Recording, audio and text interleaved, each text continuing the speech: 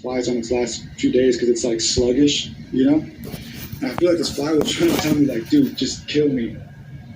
Like, it just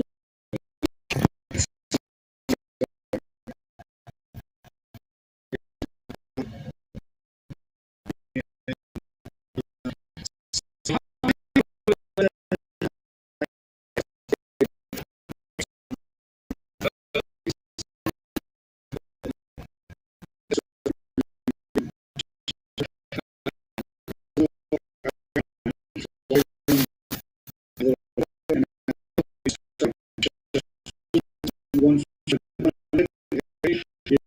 Josh, you know. The latter, well, yeah, Josh, he just obviously want to kill him. That's possible. Yeah. Hey, you know, it's interesting that about this because you go outside, and depending on where you live. You know, I'm pretty much in the area here, but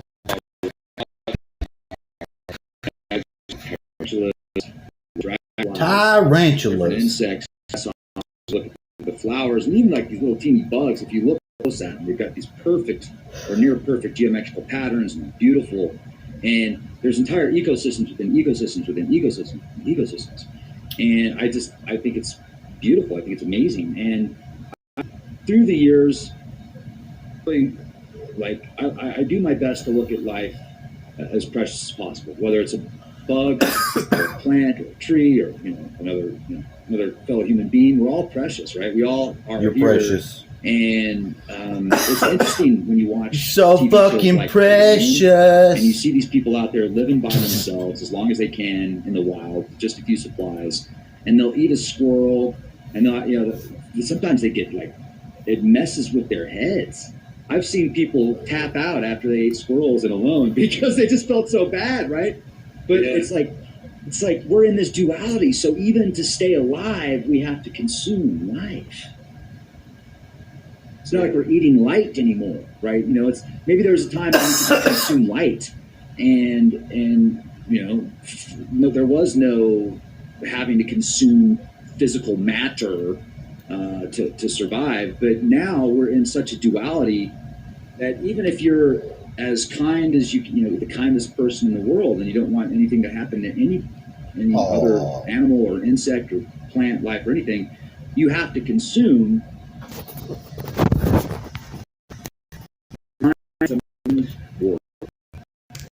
Yeah, like the virus, the situation that we're in.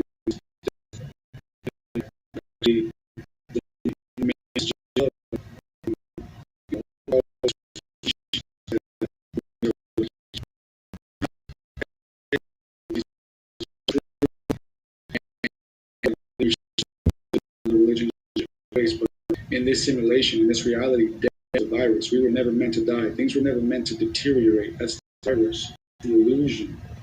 So out of this is finding our ways back to the truth, which is eternal life, eternity. And everything is in a state of deterioration.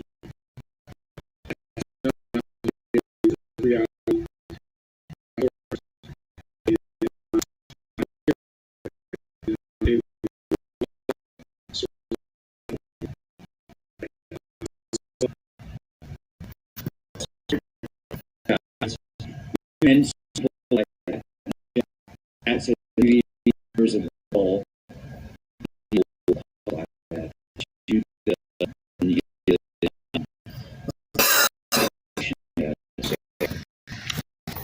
Fascinating discussion. Anybody that ever has an out-of-body experience know that you're in your body, and I think that in conversations and discussions will bring us closer to what we're looking for. That source, then on.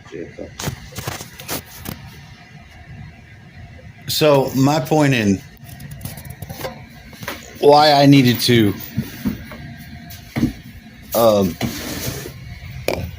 stay, why I wanted to make another video is because I have got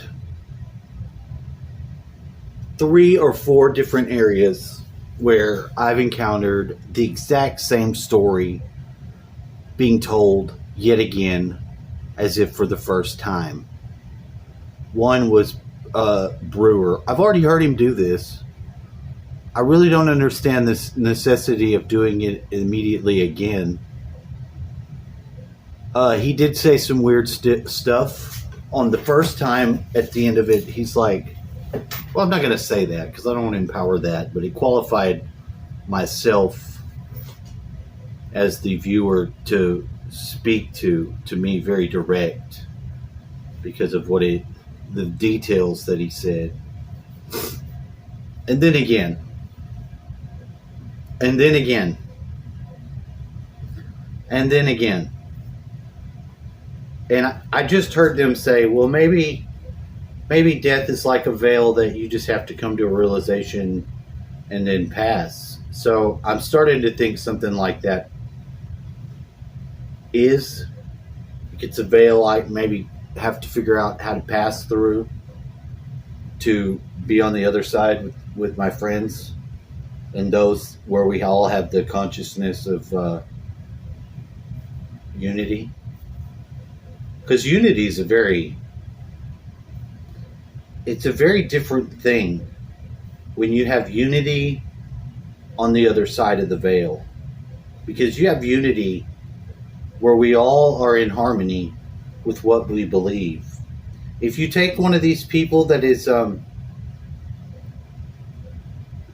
killing and sacrificing children, you can't have unity with them in the same way. Do you know what I'm saying? You can't have unity with that consciousness because it puts you into this world where they're doing this activity in the outer world. Now, what if the uniting of the understanding of unity takes us through that veil, and the common denominator that makes unity for those that are on the other side is that awareness of not partaking in that activity. See what I'm saying? Not partaking in any activity that affirms that negative impact of my consciousness. There's certain things that I won't do to myself that are buy-ins to that awareness of passing through that veil, you know, and I am having that experience at this time. I do believe. Now, it's weird. It is weird. There's a lonely and there's a death aspect to it, but it doesn't necessarily have to be physical death. It could be, you know, because at least if you physically die, you want to translate into another realm. Now, these are just ideas loosely, you know, configured to, you know, illustrate this idea is sort of a more complex idea than you know, is on the surface, but it validates itself in the pursuit of the truth that is beholden to it. That's what I think. And that should cause the arrival of my... I'm hearing them. I just don't see them yet. My dad should be coming. See, when I went last week with them, the guy Bear, was a very programmed ride. I got in there and he asked if I was fighting with my dad. And he was in an altered state. I could look at his face and he was out of there. That's the one thing a psychonaut knows, is that when someone's in that altered state, which one is it? Are they like this? Are they a zombie? Are they a drunkard? Are they a killer? You know, what are they? You know, everyone has a beta program function, you know, for their mind control. And we're all under mind control. It's just whatever programs you implement to run the already programmed in systems to their final stages. It's kind of like on some sort of conveyor belt where you've got to put another program in there, like a typewriter ribbon, because you can't just run the program out. You have to have something in it. And when you're dealing with like 5 lines of those threads, which we are, then you at least got to have the names for the villains on Aladdin. I didn't know. I'd never watched all the way Aladdin. I strongly identify myself as a jinn. There, I told you. I said it.